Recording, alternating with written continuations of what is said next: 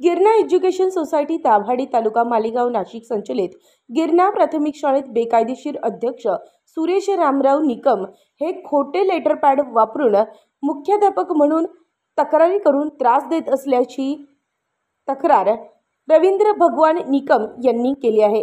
संस्थेची 1998 मध्ये नवीन PX scheme माननीय धर्मादाय उपायुक्त नाशिक यांनी मंजूर केली। तेव्हा केदा काशीराम बच्छाव पाटील PM व्यास DS पवार होते। यांचे परिशिष्ट नंबर 1 वर नवीन परिशिष्ट 1 वर नावे लागलेली नाहीत। पर्यायाने वरील नावे संस्थेवर आहेत आणि त्यांच्याकडून कामकाज पाहिलं जातंय। अशा परिस्थितीत भाजपाचे माजी ग्रामीण जिल्हाध्यक्ष असलेले सुरेश रामराव निकम हे खोटे बनावट लेटर पॅड वापर करून माझ्या विरुद्ध तक्रारी करत असतात।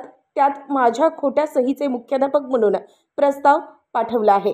यामुळे कारवाई करण्याची तक्रार शिक्षण विभागाकडे पाठवून मला टार्गेट करत आहे। कारण मी त्यांना शाळा विक्री करण्याचा प्रयत्न केला तो होऊ दिला नाही, तसंच संस्थेवर कब्जा करण्याचा प्रयत्न होऊ दिला नाही।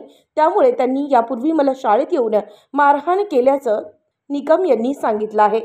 यासह पोलिसात तक्रार दाखल केली असून त्यांनी शाळेचे पैसे काढल्यामुळे त्याविरोधात तक्रार केली आहे। पोलिसात फिर्याद दाखल केली असून मला निलंबित करण्याचे पत्रही देण्यात आल्याचं त्यांनी सांगितलं आहे। याबाबत शिक्षणाधिकारी नाशिक प्राथमिक यांच्यासह शिक्षण विभाग मंत्रालय, शिक्षण आयुक्त पुणे, उपसंचालक नाशिक तसेच मुख्यमंत्री, गृहमंत्री, पालकमंत्री दादा भुसे, शिक्षण मंत्री यांना वेळोवेळी निदर्शनास आणून देण्यात आलं आहे। अजून तथाकथित आणि बेकायदेशीर अध्यक्ष सुरेश रामराव निकम हे परिशिष्ट 1 वर अध्यक्ष आणि सभासद नसल्याने त्यांचे या संदर्भात दिलेले कागदपत्रावरून गुन्हा दाखल करण्यात यावा।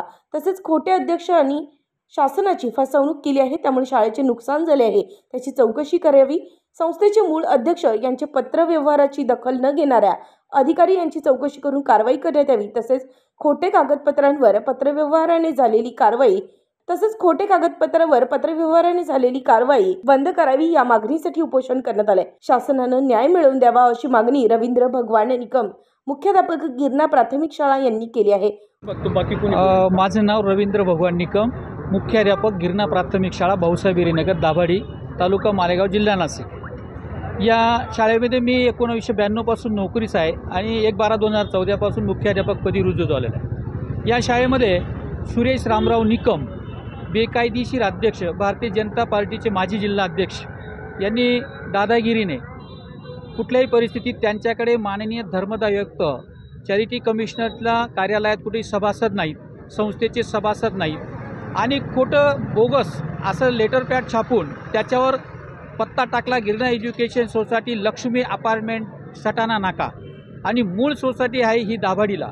या ठिकाणी अशा पद्धतीचे बोगस कागदपत्र शिक्षण विभागाला दिले आणि शिक्षण विभागाला दिल्यानंतर शिक्षण विभागाने त्याचा कुठल्याही प्रकारे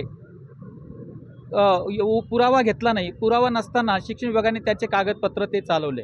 मूळ अध्यक्ष श्री केदा काशीराम पाटील हे अध्यक्ष असून त्यांच्या कागदपत्रांना कुठल्याही प्रकारे त्यांनी शिक्षण विभागाने त्या ठिकाणी पाहिलं नाही आणि 5/3/2019 रोजी शिक्षण विभागात या ठिकाणी सुनावणी झाली। त्या सुनावणीमध्ये शेड्यूल 1 या ठिकाणी सादर करण्यास सांगितले असता त्या ठिकाणी कुठल्याही प्रकारे बोगस अध्यक्ष सुरेश रामराव निकम यांनी शेड्यूल सादर केले नाही आणि शिक्षणाधिकारी यांनी शेड्यूल प्राप्त करून घेतलं। त्या ठिकाणी त्यांचं कुठल्याही प्रकारचे नाव नसताना बेकायदेशीररित्या त्यांनी शिक्षण विभागाला काही मंत्र्यांच्या दबावाखाली त्या ठिकाणी त्यांनी षडयंत्र रचलं आणि त्या ठिकाणी हा मला त्रास सुरू झाला। या ठिकाणी वेळोवेळी शिक्षण विभागाला प्रत्येक दिवशी प्रत्येक पत्र देऊन आज 5 वर्षापासून शिक्षण विभागाशी मी झटत आहे। 5-6 वर्षापासून त्या ठिकाणी पत्रव्यवहार करत आहे। आपण पत्र दिलेले हे त्यांच्या फाईलला सापडत नाही। पत्र गहाळ झालं, मंत्र्यांचा फोन आला, मला दबाव आहे, आम्हाला दबाव येतो। मग सत्तेसाठी कुठल्याही प्रकारे या ठिकाणी त्या ठिकाणी निर्णय घेतला जात नाही।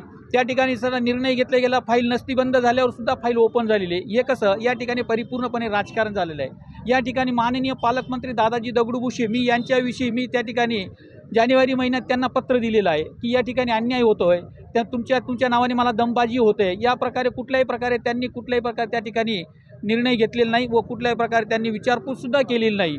शिक्षण विभागाला त्या ठिकाणी आपण विचारायला गेलं तर शिक्षण विभाग थांबवू देत नाही। म्हणजे हा राजकारणाचा दबाव। या ठिकाणी मला एकच कळकळीची विनंती आहे की या ठिकाणी सुरेश रामराव निकम हे भारतीय जनता पार्टी माजी जिल्हाध्यक्ष हे या ठिकाणी संस्थेचे सभासद नाही, अध्यक्ष नसताना यांचा पत्रव्यवहार व खोट्या सह्या करून या ठिकाणी पत्र दाखल करतात।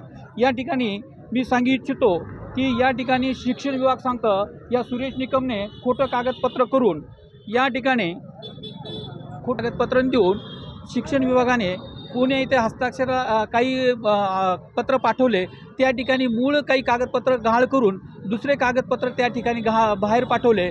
परंतु शिक्षण विभागाने 21/8/2020 रोजी मूळ कागदपत्र हे बाहेर पडलेले होते आणि ते कागदपत्र पण माझ्याबरोबर आहे, पुरावा आहे। म्हणजे शिक्षण विभागातून 2-2 वेळा कागदपत्र बोगस बाहेर पडतात, हे कसे? याचासुद्धा त्या अधिकाऱ्यांची चौकशी झाली पाहिजे, हे माझं म्हणणं आहे। आणि मूळ अध्यक्षाचा नसेल, शेड्यूलला नाही आहे, तर त्यांच्यावर गुन्हा दाखल झाला पाहिजे, ही माझी कळकळीची विनंती आहे आणि मागणी आहे। आम्ही फक्त एकच की शिक्षण विभागाला की हे बोगस अध्यक्ष नाही, आपल्या कार्यालयात कागदपत्र दाखल झालेले आहे, शासनाने धर्मदायुक्ताने शेड्यूल दाखल झालेलं आहे, तरी हे निर्णय घेण्यात टाळाटाळ का करतायत?